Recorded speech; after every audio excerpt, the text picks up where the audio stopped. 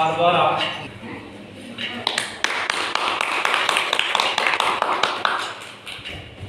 आज हमारे मार्गदर्शक मतानी साहब थोड़ा सा स्वास्थ्य ठीक से नहीं आ पाए हैं, है ना, तो उनकी उपस्थिति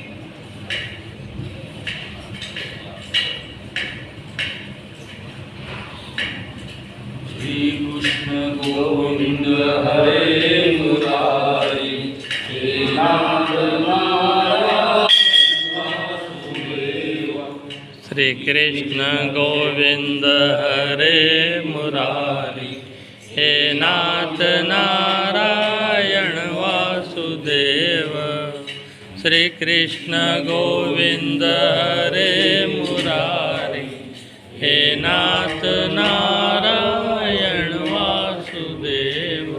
एकमाथ स्वामी सखा हमारे हे नाथ नारायण वासुदेव। श्री कृष्ण गोविंद हरे मुरारी हे नाथ नारायण वासुदेव। तो हम लोग प्रारंभ करते हैं। और वैसे मैं आप लोगों से एक बार पूछ लेता हूँ कि हम लोगों ने कहाँ से शुरू करना है आज? 13वां अध्याय के 13वें श्लोक तक गए थे। चातुर्वर्णम मया सृष्टम गुणकर्म विभागशाम तस्य कर्तारम अपि माम विद्य कर्तारम अव्ययम। यहाँ तक हम लोगों ने सुना था। वैसे श्रीमद् भगवद गीता बड़ा अलौकिक ग्रंथ है, और वैसे भी अलौकिक क्यों है? क्योंकि इसके रचयिता जो है, जिन्होंने ये गीता बताई, वो भगवान श्री कृष्ण जो है, वो भी एक अलौकिक चीज़ है, बड़ी अलौकिक चीज़ है। क्योंकि ऐसा है कि अपने भारतीय संस्कृति में दो नायक हुए हैं, राम और कृष्ण। राम और कृष्ण की खासियत ऐसी है कि राम के मामले में, यानी मैं तो पर्टिकुलरली राम को मैं मर्यादा पुरुषोत्तम राम कहता हूँ।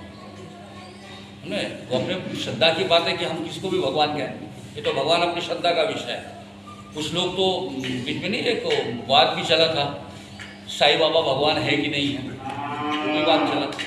तो साईं बाबा को मानने वाले उनको भगवान मानते थे, और जो वैदिक धर्मशास्त्री के बड़े बड़े शास्त्री थे वो कहते कि वो संत है, भगवान नहीं है।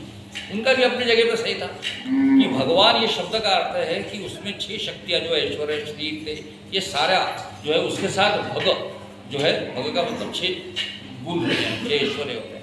वो जिसके पास में वो भगवान, और भगवान मतलब पूरे विश्व का रचयिता, उसके जिसके आधार पर ये चलता है वो भगवान, और बाकी सब संत थे। तो साईं बाबा व्यक्ति थे तो संत थे, लेकिन ऐसा है मानने वाले का अपना मानना है। और विशेषता क्या होता है कि किसी चीज़ को मानना जो है वो मेरे श्रद्धा के ऊपर डिपेंड करता है। मैं किसी को क्या मानूँ, किसी को मैं मित्र मानता हूँ, किसी को सखा मानता हूँ, ये मानने के ऊपर में। कृष्ण भी जो कृष्ण जो है, भगवान जो है, वो अपने आप को भगवान नहीं मानते थे। अर्जुन के सामने वो कहते थे मैं तो सखा हूँ तुम्हारा, सखा, एक माता स्वामी सखा हमारे, और कहते हैं तो सखा मानते हैं।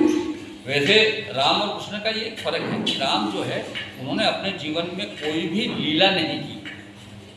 अगर वो भगवान होते तो राजपाल छोड़ के जंगल में जाने का कष्ट बड़ा सुसह्य करते थे, तकलीफ में क्यों जाते।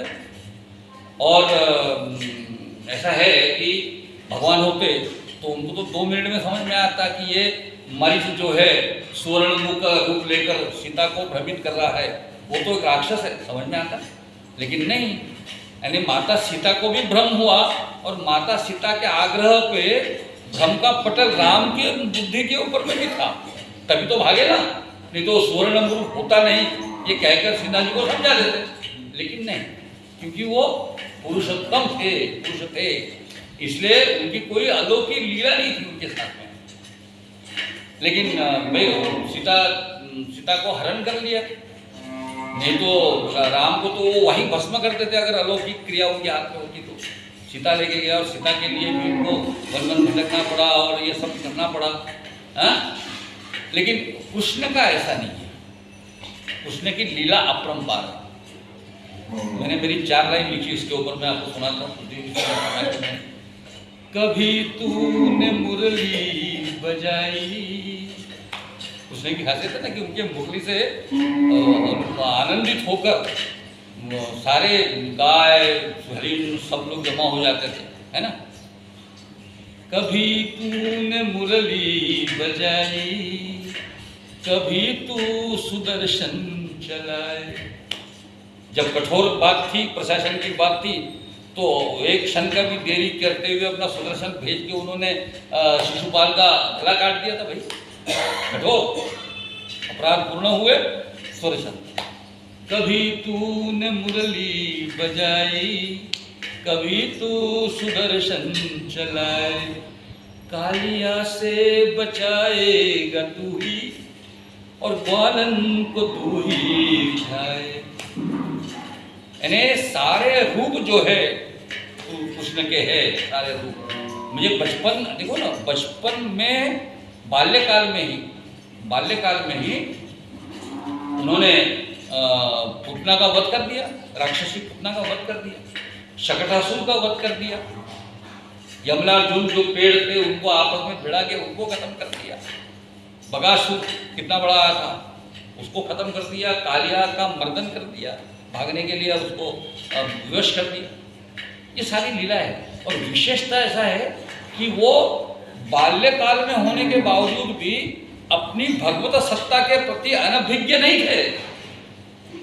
बड़ी मजा है ना, बाल्यकाल में तो ऐसा है कि बालक है, अपने बाल्य के बाल लीला से बड़ी मुदित कर देने वाली सारी क्रियाएं जो है तो कृष्ण ने दिखाई कि उसके वजह से सारे गोप गोपिया और गोकुल के सारे वासी जो थे वो भाव विभोर हो जाते थे कृष्ण के साथ बाल लीलाओं को देखते हुए। लेकिन जैसे ही मुंह को खोलने के लिए यशोदा माँ ने कहा तो मुख के अंदर में ब्रह्मांड का दर्शन भी करा दिया। तो वो बाल लीलाओं के साथ में भी अपनी भगवत सत्ता से दूर नहीं थे। इसलिए कहते हैं कि भगवान श्री कृष्ण जो है उनकी अलौकिक लीला है और उनके अलौकिक कार्य के वजह से भगवत गीता का जन्म भी जो हुआ है वह ऐसी अलौकिक हुआ है। तो इस पूरे गीता में हर जगह हर एक के लिए कुछ न कुछ है। संसारी लोगों के लिए भी ज्ञान है, सन्यासियों के लिए भी ज्ञान है, भक्त है उसके लिए भी ज्ञान है, ज्ञानी तपस्वियों के लिए भी है, संसार में कैसा जीना ये भी है, संसार से मुक्त होकर कैसे रहना ये भी है, संसार से निकलने के बाद में क्या होगा इसका भी ज्ञान है। मतलब हर चीज को गीता के अंदर में समाहित किया हुआ है, ऐसा अलौकिक ज्ञान है करके मैं अक्सर कहता हूँ कि राम ने जो किया वो अपने जीवन में करना चाहिए। मैं तो कहता हूँ कि राम के चरित्र का अगर किसी एक छोटा सा कोना भी हमने अपने जीवन में उसका अवलंब किया, एक छोटा सा कोना भी, तो भी हमारा जीवन यानी मर्यादा पुरुषोत्तम के सारे चरित्र को हम अपने अंदर में ढाल नहीं सकते। प्रयास तो करें, छोटा सा कोना पकड़ ले तो भी हमारा जीवन जो है वो सद जाएगा। हम लोगों के अंदर में जो है बड़े प्रेमी जन हो जाएंगे, हम लोग अच्छा बोलेंगे। लेकिन कृष्ण ने जो किया वो नहीं करना चाहिए, क्योंकि कृष्ण की लीला ऐसी है कि वो जो करेंगे वो आप कर ही नहीं सकते। हम तो आम आदमी है ना, तो वो जो करते हैं वो नहीं कर सकते हम लोग, अलौकिक कार्य है। लेकिन उन्होंने जो बताया है उसका अनुसरण कर सकते हैं, जो उन्होंने बताया। और महाभारत बोलो या भागवत कथा बोलो, महाभारत भी कृष्ण का विषय उसके अंदर में बड़े व्यापक रूप से आता है। भागवत तो ऐसी है, भागवत तो जैसा है कि उनके बाल्यकाल से लेके तो पूरे जीवन काल का वर्णन है दशम स्कंद में। वैसे भागवत जो पूरी जो है वो पूरे अपने दशावतारों का वर्णन है। 9वें स्कंद तक सारे दशावतार आते हैं और दशम स्कंद में विस्तार के साथ में कृष्ण का जीवन है। सबसे बड़ा स्कंद जो है, पोर्शन जो है भगवत पुराण के अंदर में वो दशम स्कंद है। उसके बाद 11वें स्कंद में उद्धव के साथ में भक्ति के ऊपर में जो निरूपण है वह जो है भगवान ने भक्ति का वो पूरा 11वें अध्याय में बताया, और फिर उसी को एकनाथ महाराज ने एकनाथी भागवत में लिया है, तो बात अलग है। तो कहने का तात्पर्य है कि गीता हो, भागवत पुराण हो या महाभारत हो, जहाँ जहाँ कृष्ण भगवान का जो अवतरण हुआ है उसमें उन्होंने कहीं न कहीं किसी न किसी को कुछ न कुछ बताया है। फिर भीष्म के साथ संवाद हो, कुंती के साथ संवाद हो, युधिष्ठिर के साथ संवाद हो, अक्रूर के साथ संवाद हो, उद्धव के साथ संवाद हो, भीष्म और युधिष्ठिर का संवाद हो, तो पूरे महाभारत और भागवत पुराण ये ज्ञान का आदान प्रदान है। भक्त और भगवान इनके बीच का संवाद है। जो भी संवाद करते हैं ये भी जो है, भागवत गीता भी क्या है, श्री कृष्णार्जुन संवादे ब्रह्म विद्या योग शास्त्रे, श्री कृष्णार्जुन संवादे, मतलब दोनों के संवाद का ही गीता है, दोनों के संवाद से आया हुआ है सारा कार्यक्रम। इसलिए मैं हमेशा कहता हूँ कि भगवत गीता या श्री कृष्ण का इतिहास आप पढ़ोगे तो उसके अंदर में जो जो ज्ञान की बातें वो कहते हैं उसका अनुसरण हमने अपने जीवन में करना चाहिए, तो हमारा जीवन सद जाएगा। और सारे जो ग्रंथ है वो किस ओर ले जाते हैं अपने को, भगवत प्राप्ति, सब भगवत प्राप्ति के मार्ग है। तो भगवत प्राप्ति के मार्ग 3 माने जाए। एक तो कर्म मार्ग है, एक जो है भक्ति मार्ग है, और एक ज्ञान मार्ग है। तो इसके अंदर में होता क्या है कि कर्म मार्ग के द्वारा भी आप लोग भगवान को प्राप्त कर सकते हो। उसका वर्णन गीता के अंदर में, भगवत गीता के अंदर में दूसरे श्लोक, दूसरे अध्याय के साथ में 6वें अध्याय तक पूरा कर्म मार्ग है पूरा, और 7वें अध्याय से लेके तो 12वें अध्याय तक पूरा भक्ति मार्ग है, समझे कि नहीं। और फिर आखिरी का जो ज्ञान मार्ग है वो 13वें अध्याय से 18वें अध्याय तक के ज्ञान मार्ग है। तो इसके अंदर में पहला जो दूसरा अध्याय जो है बड़ा विस्तार से है, और आखिरी का 18वां अध्याय बड़े विस्तार से है। प्रास्ताविक और उपसंहार जिसको कहेंगे वो बड़े विस्तार से लिया हुआ है, और बीच में ये सारा मामला है। इसके अंदर में ऐसा है कि पहले जो 6 अध्याय है उसमें पूर्ण कर्म मार्ग है, तो कर्म मार्ग की महत्ता है। इसमें क्या होता है कि जैसे अभी 3रा अध्याय अपना खत्म हो गया, कर्म योग है, तो आप ये सोच रहे होंगे कि कर्म तो ठीक है लेकिन योग क्या है। तो योग के बारे में हम सब लोगों ने तो जाना है, योग के बारे में रामदेव बाबा और सारे लोग कहते हैं। तो योग का शब्द का अर्थ है जुड़ना, सारी चीज़ों को व्यवस्थित रूप से जुड़ना। मुझे युज 2 धातु है, उसका अर्थ है जोड़ना। तो योग भी वही है, योग मतलब जोड़ना। तो जोड़ना क्या है, योग के अंदर में जो अष्टांग योग है वो मैंने पिछले बार बताया था कि आम इंसान, सामान्य व्यक्ति अपने आप को परमात्मा के साथ में कैसे जोड़ेगा, इसका मार्ग है अष्टांग योग। सीढ़ी जुड़ना तो परमात्मा के साथ में आम आदमी, तो उसके लिए वो सीढ़ी है जो परमात्मा तक पहुंचती है। तो यम, नियम, आसन, प्राणायाम, प्रत्याहार, धारणा, ध्यान, समाधि। तो धारणा तक जो चीज़ है वो ये है कि वो बहिरंग साधन है। तो अपने जीवन में यम, नियम, आसन, प्राणायाम, प्रत्याहार इतना अगर हम लोगों ने किया तो हमारी जो स्थिति है, हमारी जो धारणा है, हमारे शरीर की रचना जो है वो योग के साथ सेट होती है। सब एक दूसरे के साथ में जुड़े रहते हैं। तो पिछले बार मैंने आपको बताया था कि अगर किसी गाड़ी से अगर नागपुर में जाना हो नतुंसर से, तो गाड़ी तो अपना शरीर समझ लो, अपना जो स्थान है वो भंडारा नतुंसर, नागपुर जाना है तो परमात्मा है नागपुर समझ लो। जो जाने के लिए जो गाड़ी है वो परफेक्शन में चाहिए। छोटी सी भी कोई गड़बड़ गाड़ी में हो गई तो आप अपनी गाड़ी छोड़ दोगे और जाने का कैसे कर दोगे कि गाड़ी बराबर नहीं है। तो यही होता है, अगर अपने शरीर का जोड़ जंतर जिसको बोलेंगे अपनी सादी भाषा में, वो अगर परफेक्शन में नहीं होगा तो अपन फिर इसी जीवन में रह जाते हैं। कहाँ भगवान के चक्कर में फिर अपन अपनी चिंता में आ जाते हैं। लेकिन अगर सारी चीज़ें बराबर जुड़ी हुई हो तो अपन उस लाइन से शुरू हो जाते हैं, फिर यम, नियम, आसन, प्राणायाम तक हम लोग जाते हैं। तो उसी तरीके से ये जो योग है अब ये कर्म के साथ कैसे जुड़ना है? तो कर्म योग में ये बताया कि आप लोगों ने कैसा करना चाहिए। हम तो वैसे कर्मी हैं, कर्म करते हैं और बगैर कर्म करे एक क्षण भी नहीं रहते। ये भी अपनी गीता में अपन ने देख लिया था, एक क्षण भी नहीं रहते हैं। और जो कर्म है उसका फल भी हमारा पीछे पीछे दौड़ता है ना। अभी तो राजनीति में आपने देखा होगा ना कि शरद पवार जी ने एक बार जिसको शंकरराव को क्या है शंकरराव चौहान की धोखा दिया, अभी उसके भतीजे ने उसको धोखा दे दिया। ये तो राजनीति में दिखाई दे रहा है कि कर्म का फल ना शरद पवार को छूटा है ना अजित पवार को छूटा है। तो आप और हम कौन है? तो हरेक का जो कर्म का फल है वो कभी उसका पीछा नहीं छोड़ता। वो इस जन्म में देगा अपना फल, अगले जन्म में देगा या अगले जन्म में देगा। तो ये कर्म का फल है। तो इसलिए कर्म जो है वो करना चाहिए। योग का मतलब क्या है कि कोई भी कर्म परफेक्शन के साथ में करना चाहिए। जो चीज परफेक्शन के साथ में होती है वो कर्म योग बन जाती है, नहीं तो कर्म ही होता है आदमी। तो वो कैसा होना चाहिए, क्या क्या होना चाहिए, इसका पूरा जो हिसाब है ये तीसरे और चौथे अध्याय में बताया। उसमें बताया कि ये कर्म का जो है अपने कुछ गुणधर्म है।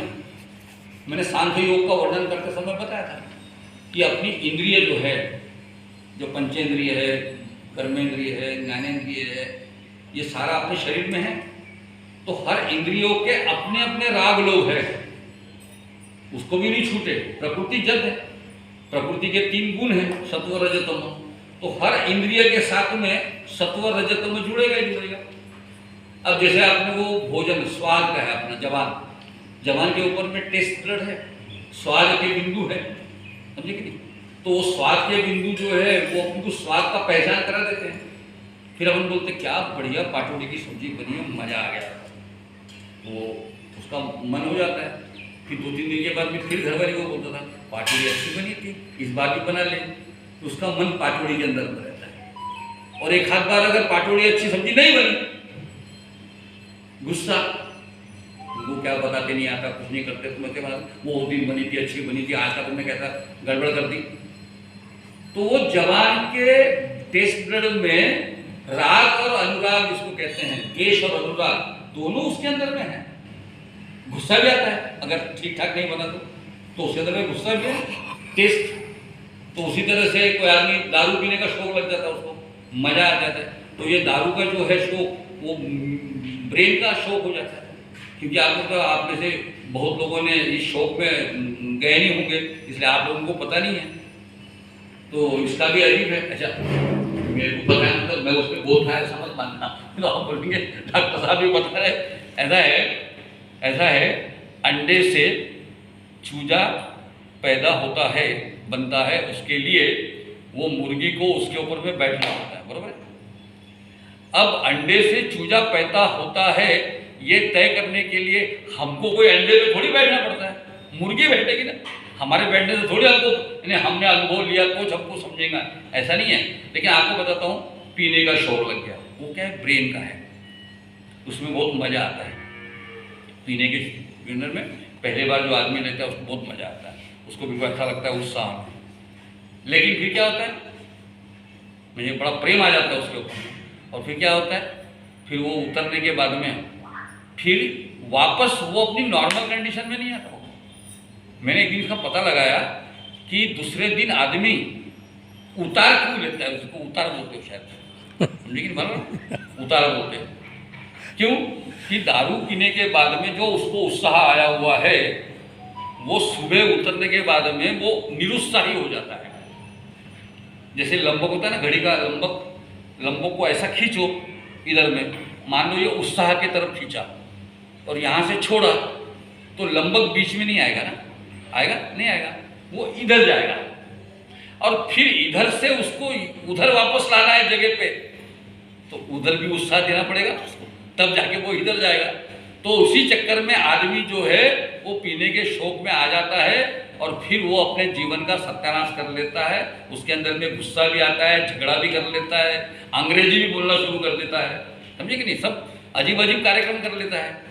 तो ये सारे इंद्रियों के अपने अपने शौक जो है, कर्म जो है, इसके अंदर में राग लोभ सभी है चीजें।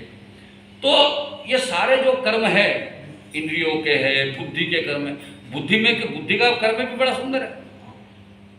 कोई आदमी जो बुद्धि जिसकी तेज होती है ना, वो लोगों को बेवकूफ़ बनाने में बड़ा माहिर हो जाता। पहले स्टार्टिंग में गांव के 1-2 लोगों को बेवकूफ़ बना देता, यार पैसे दे दे, बाद में दे दूंगा, नहीं देता, फिर मैं वहाँ से भी उसको समझ में आ जाता है मैं तो अगले को बेवकूफ़ बनाया। फिर आगे जाके बैंक के अंदर में कोई लफड़ा कर लेता है, फिर उसको समझ में आता है कि बैंक के बजाय तो अपन बड़ा चिटफंड कर सकते हैं, तो आगे जाता है। फिर ऐसे बड़े बड़े गेम कर लेता है। आप देखें ना, बड़े बड़े ठग जो होते हैं, वो ठग कोई पहले झटके में पूरा काम नहीं करते हैं, धीरे धीरे सीखते जाते हैं, अनुभव करते जाते हैं और फिर लोगों को बेवकूफ़ बनाते हैं। फिर होता क्या है, जेल में जाते हैं। मतलब इसके अंदर में भी बुद्धि का भी जो है, ये बुद्धि नाम की इंद्रिय जो है वो भी हमारे अंदर में ऐसे ही प्रेम अनुराग निर्माण करती है और वही अपने अंदर में गुस्सा भी प्रकट करती है। सारा चीज होते रहता है। इसलिए आवश्यक क्या है कि इनको सही ढंग से रखना चाहिए करके ये चौथा अध्याय जो है वो कर्म संन्यास योग है।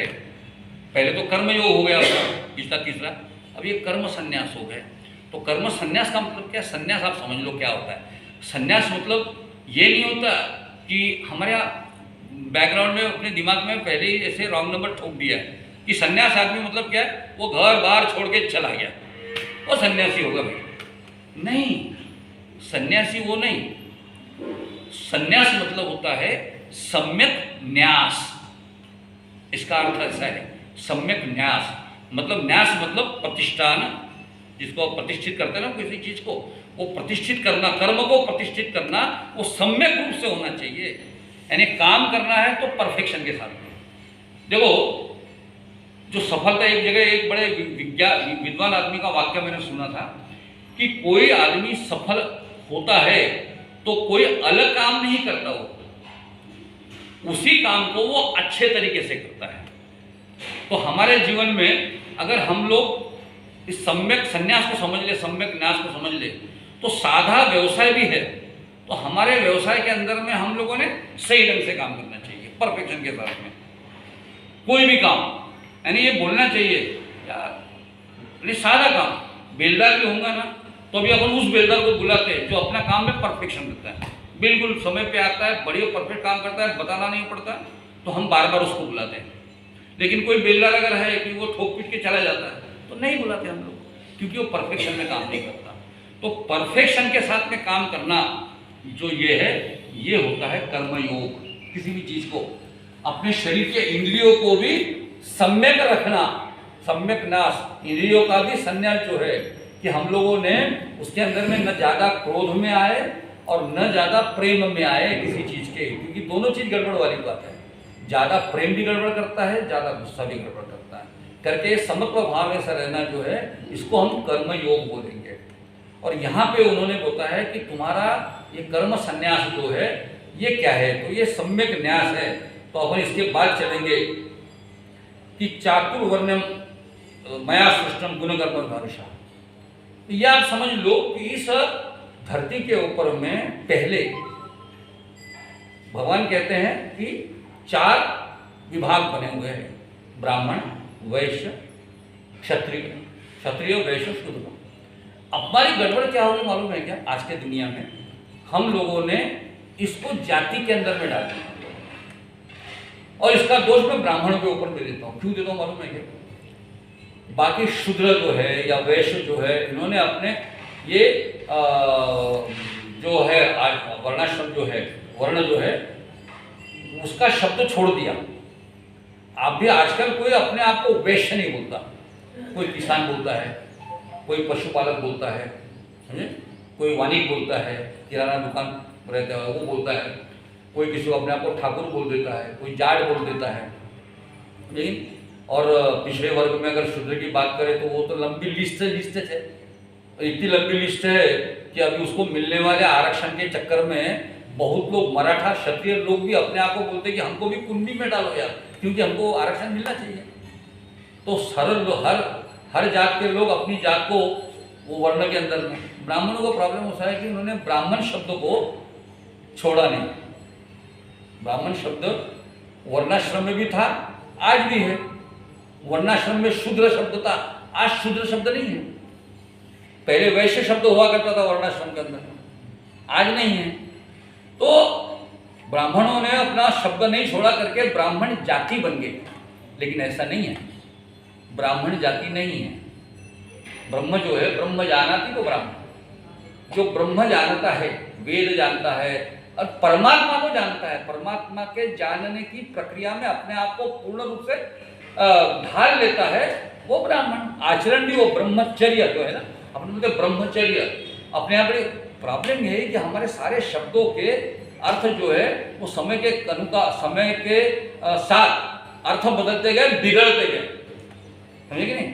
अभी ब्रह्मचारी, ब्रह्मचारी मतलब शादी नहीं करने वाला। अटल बिहारी वाजपेयी ने एक बार बोल दिया कि मैं ब्रह्मचारी नहीं हूं, मैं अविवाहित हूं। तो लोगों ने उसके ऊपर में सोचना शुरू कर दिया, मतलब कुछ तो भी गड़बड़ करते होंगे अटल जी। फिर उन्होंने वहाँ उनके साथ रहने वाले महिला जो कार्यकर्ता थे, वो कौन उनके साथ में, वो जोड़ना शुरू कर दिया। मतलब है ना, दादा कोंडके ने एक बार सेंसर बोर्ड को कहा था कि सेंसर बोर्ड ने कहा, उसकी फिल्म का नाम था अंधेरी रात में दिया तेरे हाथ में। तो लोगों ने आप विरोध कर दिया कि नाम बहुत गंदा है। तो सेंसर बोर्ड ने बोला उसको, दादा कोंडके को, कि नाम बदल दे भाई। बोले नाम में क्या है, बहुत गंदा नाम है। बोले नाम में गंदा नहीं, मैं तो सीधा सीधा लाइन देख रहा हूँ उसके अंदर में, लेकिन जो उसको गलत देख रहा है उसके मन में गलत भावना है करके वो गलत देख रहा है उसके अंदर। मेरे लिए तो कुछ नहीं है। मुझे अभी अचानक मुझे याद आ गया, बोलना नहीं चाहिए लेकिन क्या करूँ। प्रक्रिया अत्रे करके बड़े अच्छे वक्ता थे, बड़े विरोधी वक्ता थे। वो भाषण देते थे, विरोधी वक्ता थे, तो अपनी जेब में हाथ डाल के खड़े थे, पैंट निकाले। तो लोगों ने दूर से बोलना शुरू कर दिया, पैंट हाथ निकालो, हाथ निकालो, हाथ निकालो। तो वो बोले जो तुम्हारे मन में है वो मेरे हाथ में नहीं है। तो कहने का तात्पर्य ऐसा है कि शब्दों के अर्थ जो है आदमी अपने हिसाब से बदलता है। ब्रह्मचर्य का, ब्रह्मचर्य मतलब जो ब्रह्म का आचरण करता है, ब्रह्म के समान आचरण करता है, ब्रह्म के मार्ग में जो अपेक्षित ये है। नहीं तो सारे ऋषि मुनि जो है वो ब्रह्मचारी थे, लेकिन उनकी शादी भी हुई। और आगे आकर अपने को समझेगा कि धर्मा विरुद्ध कामोस्मि भरतर्षभ, ऐसा बोला है कि धर्म सम्मत जो काम है वो अगर धर्म सम्मत है तब भी वो ब्रह्मचारी हो सकते हैं, क्योंकि ब्रह्मचर्य का और प्रजोत्पादन का कोई विरोधाभास नहीं है। शादी करके प्रजोत्पादन करके अपनी संतति को बढ़ाने के बाद में भी व्यक्ति ब्रह्मचारी हो सकता है अगर वो ब्रह्मचर्य का पालन करता है। तो वैसे ही ये ब्राह्मण क्षत्रिय वैश्य शूद्र जो है ये इनका हो गया, अपने जाति के अंदर में आ गए और जबरदस्ती शूद्र बोलते बराबर, एकदम गुस्सा आता है लोगों को, ब्राह्मणों ने शूद्रों को किया। वैसे एक बोल रहा था कि बोले ये अपने इसके अंदर में क्या कहते हैं, मनुस्मृति के अंदर में ब्राह्मण जो है वो मुख से निकला है, हाथों से क्षत्रिय निकला हुआ है, जंघा से वैश्य निकले हैं और पाँव से शूद्र निकला है। देखो बोले कितना गलत है। एक आदमी मेरे से भिड़ गया था, तो मैंने बोला यार मेरे समझ नहीं आता, पाँव को तुम गलत मानते हो, शूद्र पाँव से निकला है करके तुम उसको गलत बोलते हो। पाँव तो सबसे उच्च स्थान पे है। मैंने बोला कि किसी को, भगवान को भी उसके पाँव को हाथ लगा के ही हम लोग आशीर्वाद देते ना, पाँव को हाथ लगा के लेते हैं। तो जिसको हाथ लगा के हम लोग आशीष मांगते हैं वो चीज गलत कैसे हो सकती है? गलत कैसे हो सकती है? वो तो शुद्ध है। कभी तो पाँव का आप देखो, आप देखो किसी के भी हाथ में हाथ मिलाओ तो उसके चेहरे पे कोई फर्क नहीं आएगा, लेकिन किसी बड़े आदमी के साथ आप झुक जाओ, उसके पाँव को हाथ लगाओ, उसका हाथ आपके पीठ पर आनंद के साथ में आता है, ये आपका अनुभव है। ये देख लो आप, कभी भी आनंद के साथ में आएगा। तो पाँव को हाथ लगाने से, लेकिन हुआ ये कि 4 वर्ण बताने के बाद में इसके कर्म के साथ भी नहीं जोड़ा, गुणों के साथ नहीं जोड़ा, लोगों ने जाति बना दी। वैसे आपको बताऊं क्या, मेरा मानना है कि जब ये जीव बने, प्राणी बने, इस धरती पर बने, तो उस समय तो ये कोई ब्राह्मण क्षत्रिय वैश्य नहीं थे, ये तो मानव थे और मानव में विचरण करते थे।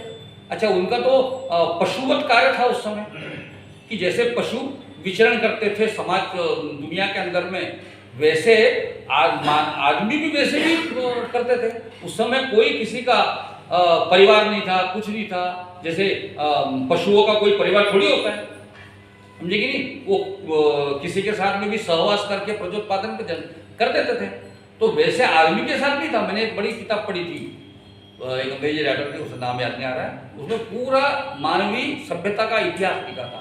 तो उसने कहा था कि धीरे धीरे फिर जब बच्चे ज़्यादा पैदा होने लग गए तो ये किसके साथ, इसका पालन पोषण कौन करेगा, ये चिंता उस टोलियों में जो कबीले हुआ करते थे उसके अंदर में जो बलवान था उसके साथ सारी स्त्रियाँ सारे बच्चे जाते थे। तो बलवान भी एक स्थिति समय आता था कि इनका सब मैं कैसे करूँ, पालन पोषण भी करना है।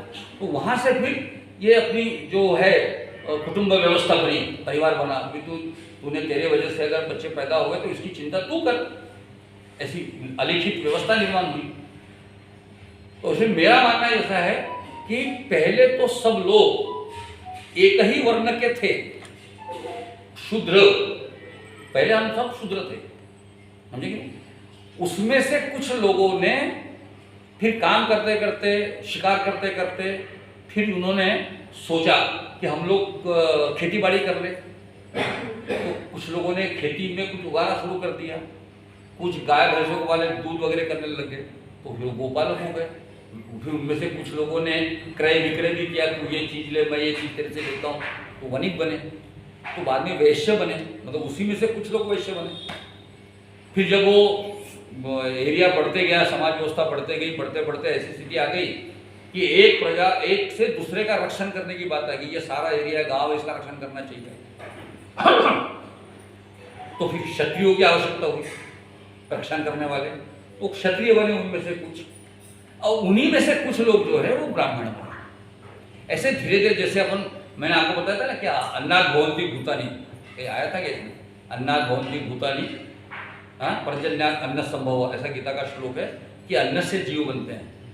तो अन्न से जीव कैसे बनते हैं, हम लोग बोलते हैं ना कि अन्न खाने से ये शरीर पुष्ट होता है। मतलब क्या होता है कि अन्न से सप्त धातुएं बनती थी, रसद रक्तम ततो मासम मासात मेद प्रजायते मेदोस्ति ततो मज्जायाम मज्जायाम शुक्र संभवम, ऐसा श्लोक है, ये चरक संहिता का श्लोक है ये। तो इसमें अन्न खाने से सबसे पहले क्या बनता है, जो पूरा अन्न खाते हैं ना, तो उसमें से 10 ग्राम रस बनेगा, पहले रस बनेगा, और रस फिर सब अपने शरीर के ग्रंथियों में चले जाएगा।